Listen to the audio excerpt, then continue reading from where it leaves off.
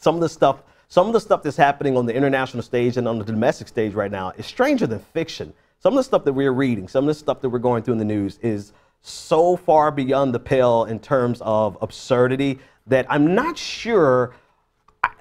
really sure that someone could make up stories like this. For instance, the next story.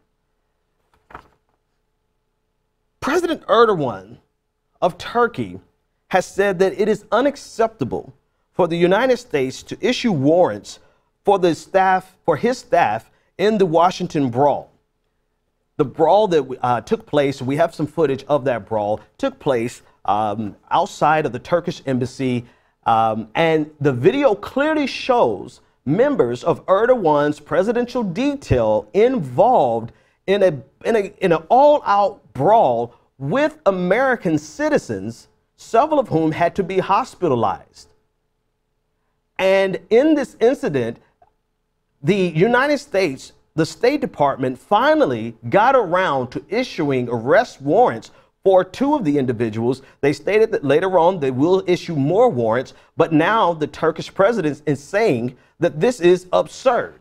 It is absurd for the United States to protect its citizens on its soil while he sat in his car and observed as his security detail accosted American citizens, but it's absurd for us to demand that they be held accountable.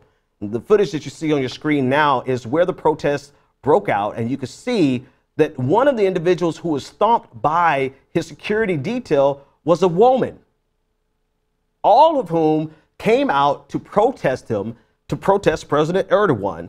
And in the presence of this protest, his security detail, many of you can see him there, the security detail entered into the fray and assaulted American citizens. 9 Kurdish protesters were brutally beaten by the security guards in the brawl, and the Capitol Police were over. There it is, right there. This is kicking and stomping on the bottom right-hand side of your screen. You can see them kicking a woman, and you can see the men in uniform, some of them carrying weapons.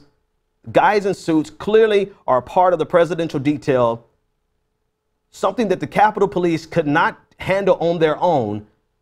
And now that the United States has stated that we're going to issue a warrant for their arrest, Erdoğan is saying, of course, this is absurd. This is unacceptable. What's unacceptable is the fact that he was in the car. And from all indications, it looks as though he could, if he did not expressly order his security detail to participate in this melee, he was present and witnessed it and did not stop them from participating in this melee. And yet he lectures the United States and say that, you know, it is absurd. And of course, the question of diplomatic immunity comes into play. The reality of it is that none of this really matters unless we're able to extradite his security detail from Turkey to the United States in order to put them on trial. But had the State Department not done anything, it would set a precedent that foreign agents can assault American citizens, not just on American soil, but in our capital and in the presence of the head of state of another nation. The Turkish embassy has said that the brawl that took place on May 16th, that the protesters were affiliated with the PKK and had provoked Turkish American citizens who peacefully assembled to greet the president. In other words, they blame everything on the Kurdish protesters, and then they pass the buck of the responsibility to the Turkish protesters that were there to support Erdoğan. But the video clearly shows that there were members of Erdoğan's presidential detail in the fray, kicking and assaulting American citizens. But yet Erdoğan says that this is unacceptable for the United States to want to hold them accountable.